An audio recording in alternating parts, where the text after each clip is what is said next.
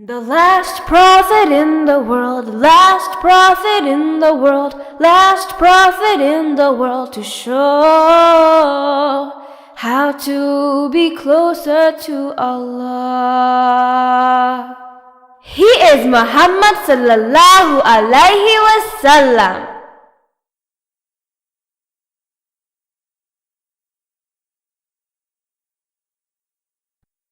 মুহাম্মদ সাল্লাল্লাহু আলাইহি ওয়াসাল্লামের বাড়ি কাবা ঘরের পূর্ব পাশে ছিল। এই এলাকাটিকে শিয়েব আবু তালিব বা আবু তালিবের এলাকা বলা হতো। যখন খারাপ লোকেরা মুসলমানদের যারা সাহায্য করছিল তাদের এড়িয়ে চলা শুরু করে, তখন আবু তালিব, বনু হাশিম, বনু আল মুত্তালিব এবং সকল মুসলমানদের মুহাম্মদ সাল্লাল্লাহু আলাইহি ওয়াসাল্লামের সুরক্ষার জন্য তার বাড়ির পাশে আসার জন্য অনুরোধ করেন। মুহাম্মদ সাল্লাল্লাহু আলাইহি ওয়াসাল্লামের সুরক্ষার জন্য এটি আবু তালিবের অনেক ভালো একটি সিদ্ধান্ত ছিল, কিন্তু দুর্ভাগ্যবশত সেই খারাপ লোকেদের কারণে যারা আমাদের নবীকে রক্ষা করার জন্য রাজি হয়েছিল তারা বাজার বা অন্য লোকদের কাছ থেকে খাবার কিনে খেতে পারত না। বনু হাশিম ও বনু আল মুত্তালিব এবং আল্লাহর উপর ভরসা করা সকল মুমিনদের জন্য এটি খুব কঠিন সময় ছিল। খারাপ লোকেদের কারণে তাদের বেঁচে থাকার জন্য যথেষ্ট খাবার ছিল না। সেই এলাকায় প্রায়ই ক্ষুধার্ত বাচ্চাদের কান্না শোনা যেত। সেই কষ্টের সময় কিছু অমুসলিম লোকেরা গোপনে তার আত্মীয় বা বন্ধুদের কাছে কিছু খাবার পাঠাতো। খাদিজা রাদিয়াল্লাহু আনহা এর ভাগ্নে হাকিম তখনও মুসলিম ছিলেন না, কিন্তু তিনি তার চাচিকে ভালোবাসতেন। তাই গোপনে হাকিম খাদিজা রাদিয়াল্লাহু আনহা এর কাছে কিছু খাবার পাঠান। একদিন খারাপ আবু জাহেল এটি দেখে ফেলে এবং তাকে থামানোর চেষ্টা করে, কিন্তু অন্য একজন অমুসলিমের সাহায্য পেয়ে তিনি তার চাচি খাদিজা রাদিয়াল্লাহু আনহা এর জন্য কিছু খাবার পাঠাতে পারেন। যখন মক্কার বাইরে কোনো জায়গা থেকে লোকেরা তাদের জিনিস বিক্রি করতে আসতো, তখন খারাপ কাফেররা তাদের জিনিসগুলো বেশি দাম দিয়ে কিনে নিত, যাতে মুসলমানরা তাদের কাছ থেকে কিনতে না পারে। কাফেররা তো খুব খারাপ এবং নিষ্ঠুর ছিল। তখন মুহাম্মদ সাল্লাল্লাহু আলাইহি ওয়াসাল্লাম কি ঠিক ছিলেন? সেই কঠিন মুহূর্তে আবু তালিব সব সময় তার ভাতিজা মুহাম্মদ সাল্লাল্লাহু আলাইহি ওয়াসাল্লামের জন্য চিন্তিত থাকতেন। রাতে আবু তালিব এক পাশে মুহাম্মদ সাল্লাল্লাহু আলাইহি ওয়াসাল্লামকে এবং অন্য পাশে তার ছেলেকে নিয়ে ঘুমাতেন।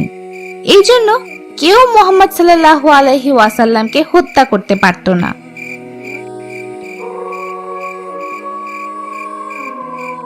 দিনের বেলা মুসলমানরা কাফেরদের সাথে ইসলামের ব্যাপারে কথা বলতো। সেই সময় খারাপ লোকেরা মুসলমানদের উপর খুব বিরক্ত ছিল, কিন্তু এগুলো তাদের থামাতে পারেনি। কারণ হজের সময়ে সমগ্র আরব থেকে আসা লোকেদের কাছে ইসলাম ছড়িয়ে দেওয়ার ব্যাপারে মুহাম্মদ সাল্লাল্লাহু আলাইহি ওয়াসাল্লাম অনেক কাজ করেছিলেন। 3 বছর ধরে এই ভয়াবহ এড়িয়ে চলার কারণে মুসলমানদের অনেক কষ্ট পেতে হয়েছিল। এই সময় বনু হাশিম ও বনু আল মুত্তালিবের বংশের অনেকেই না খেতে পেয়ে মারা যান। এই এড়িয়ে চলার কারণে সাধারণ মানুষেরা তাদের জন্য মনে মনে দুঃখ পেতে থাকে। যখন ভালো মানুষ একের পর এক মারা যাচ্ছিল, তখন এই এড়িয়ে চলা বন্ধ করার জন্য 5 জন সম্মানিত কুরাইশ সদস্য একত্রিত হন। এই 5 জন লোকের মাঝে হিশাম একজন ছিলেন। তারা গোপনে এই এড়িয়ে চলার নোটিশ ছিঁড়ে ফেলার পরিকল্পনা করে। পরের দিন সকালে তারা কাবা ঘরে যায়।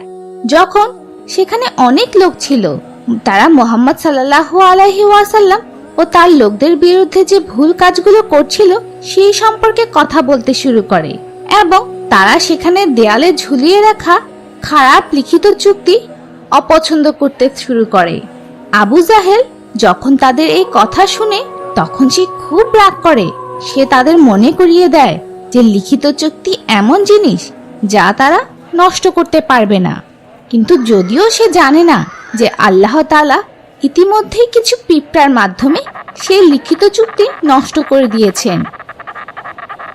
মুহাম্মদ সাল্লাল্লাহু আলাইহি ওয়াসাল্লাম এই ব্যাপারে জানতে পারেন এবং তখন তিনি তার চাচা আবু তালিবকে সেটা বলেন।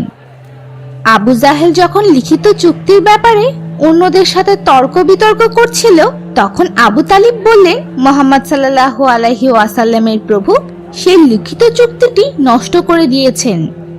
আবু তালিব তার কাছে দাবি করেন যে যদি এটি মিথ্যা হয় তবে তিনি মুহাম্মদ সাল্লাল্লাহু আলাইহি ওয়াসাল্লামকে আর রক্ষা করবেন না এবং যদি এটি সত্য হয় তবে তাকে এড়িয়ে চলা বন্ধ করতে হবে। তখন একজন কাবার ভিতরে যায় এবং লিখিত চুক্তিটি নিয়ে আসে। সবাই দেখতে পায় যে অলৌকিকভাবে লিখিত চুক্তিটি পিঁপড়া নষ্ট করে ফেলেছে। কোনোভাবে সেখানে শুধু কিছু শব্দই বাকি ছিল, যা হলো বিসমিকা আল্লাহুম্মা। পুরো লিখিত চুক্তির মাঝে শুধুমাত্র এই অংশটি নষ্ট হয়ে যায়নি। এটি কুরাইশদের জন্য আরেকটি সংকেত ছিল যে ইসলাম একটি সত্য ধর্ম। এটি একটি বিস্ময়কর ঘটনা। আমি খুব খুশি হতাম যদি খারাপ লোকেরা বুঝতে পারত যে এটি আল্লাহ তাআলার দেখানো একটি অলৌকিক ঘটনা। কিন্তু খারাপ লোকেরা ভাবে যে খারাপ জাদু দিয়ে এই কাজ করা হয়েছে, তাই তারা তখনও ইসলাম গ্রহণ করেনি। আলহামদুলিল্লাহ 3 বছর পর সেই দিন থেকে এড়িয়ে চলার দিন শেষ হয়ে যায়। অনেক দিন পর বনু হাশিম ও বনু মুত্তালিবের বংশের সকল পরিবার তাদের নিজেদের বাড়িতে ফিরে যায়। এই এড়িয়ে চলা শেষ হয়ে যাওয়া কুরাইশ নেতারা পছন্দ করেনি। তারা মুহাম্মদ সাল্লাল্লাহু আলাইহি ওয়াসাল্লাম ও মুসলমানদের ঘৃণা করতে থাকে, কারণ তারা আরো বেশি মানুষদের ইসলাম ধর্মে নিয়ে আসে। এড়িয়ে চলা শেষ হওয়ার কয়েক মাস পর খুব বয়স্ক আবু তালিব অসুস্থ হয়ে পড়েন। সেই সময় তার বয়স ছিল 80 বছরের বেশি, কিন্তু তখনও তিনি মুহাম্মদ সাল্লাল্লাহু আলাইহি ওয়াসাল্লামের সুরক্ষার ব্যাপারে চিন্তিত ছিলেন। সেই সময়ে আবু তালিবের মৃত্যুর আগে 5 জন কুরাইশ নেতা তার কাছে আসে একটি সমস্যার সমাধান করার জন্য। তখন তারা প্রস্তাব দেয় যে যদি মুহাম্মদ সাল্লাল্লাহু আলাইহি ওয়াসাল্লাম তাদের মূর্তি ও দেবদেবীদের বিরুদ্ধে কিছু না বলে, তারাও এর পরিবর্তে ইসলাম সম্পর্কে খারাপ কিছু বলবে না। তাদের প্রস্তাব শুনে মুহাম্মদ সাল্লাল্লাহু আলাইহি ওয়াসাল্লাম তাদেরকে বললেন যে যদি তারা মুহাম্মদ সাল্লাল্লাহু আলাইহি ওয়াসাল্লামের একটি মাত্র কথা মেনে নেয় তবে পুরো আরব তাদের নিয়ন্ত্রণেই থাকবে এবং আরবের লোকেরা তাদের আরো সম্মান করবে। এই কথা শুনে তারা খুব অবাক হয়ে যায় এবং জিজ্ঞেস করে যে শুধু একটি জিনিস? মুহাম্মদ সাল্লাল্লাহু আলাইহি ওয়াসাল্লাম জবাবে শুধু একটি কথা বলেন এবং তা হলো তারা এক ও একমাত্র আল্লাহকে প্রভু হিসেবে মেনে নিবে এবং কোনো মূর্তিকে বিশ্বাস করবে না। তাদের সে কথা পছন্দ হয়নি, কারণ তারা কেবল এক ও একমাত্র প্রভুতে বিশ্বাস করতে পারেনি। তাই তারা সেই 360টি মূর্তি ও দেবদেবীদের প্রতি তাদের বিশ্বাস রাখে। বাহ, তারা তো পুরো আরব শাসন করতে পারত, কিন্তু তাদের ভাগ্য খুব খারাপ ছিল, কারণ এর পরিবর্তে তারা সেই মূর্তিগুলোর উপর বিশ্বাস করেছিল। নবীত্বের 10ম বছরে এড়িয়ে চলার সময়ে প্রায় 6 মাস পর আবু তালিব খুব অসুস্থ হয়ে পড়েন। মুহাম্মদ সাল্লাল্লাহু আলাইহি ওয়াসাল্লাম তার চাচার জন্য খুব চিন্তিত হয়ে পড়েন, কারণ আবু তালিব তাকে অনেক সাহায্য করেছিল, কিন্তু তিনি তখনও ইসলাম গ্রহণ করেননি। মৃত্যুর আগে মুহাম্মদ সাল্লাল্লাহু আলাইহি ওয়াসাল্লাম তাকে লা ইলাহা ইল্লাল্লাহ বলার জন্য অনুরোধ করেন, যার অর্থ আল্লাহ ব্যতীত আর কোনো প্রভু নেই। যদি তিনি একবার সেটি বলতেন তবে মুহাম্মদ সাল্লাল্লাহু আলাইহি ওয়াসাল্লাম তার ক্ষমার জন্য দোয়া করার চেষ্টা করতে পারতেন। দুর্ভাগ্যবশত সেই সময়ে তার মৃত্যুর শেষ মুহূর্তে আবু জাহেল ও অন্য কিছু খারাপ লোক তার সাথে ছিল।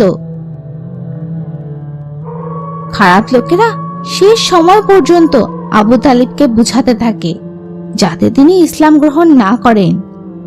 দুর্ভাগ্যবশত আবু তালিব তার মৃত্যুর আগে কালেমা পড়েনি, কারণ তখনও তিনি তার বাবার ধর্ম পালন করছিলেন। মুহাম্মদ সাল্লাল্লাহু আলাইহি ওয়াসাল্লামের জন্য এটি খুবই দুঃখজনক মুহূর্ত ছিল। এরপর তিনি তার চাচা আবু তালিবের জন্য সব সময় দোয়া করতেন।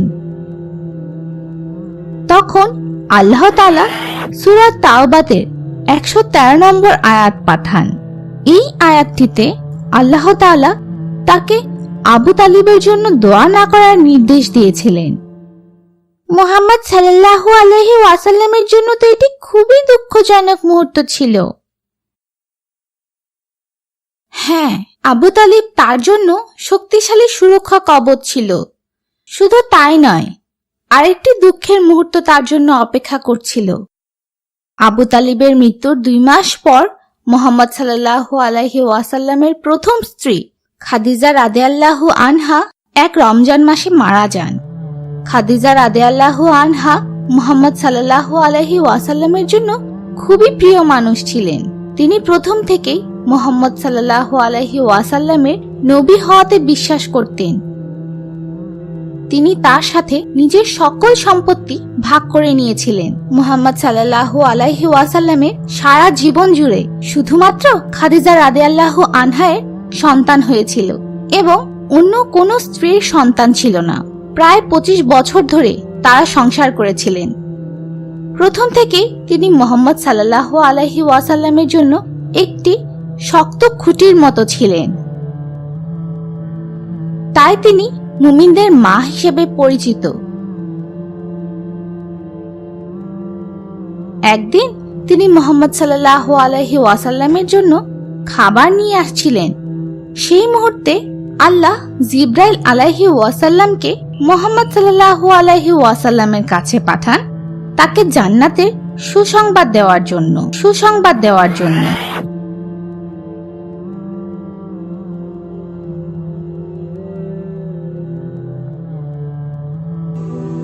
The prophet story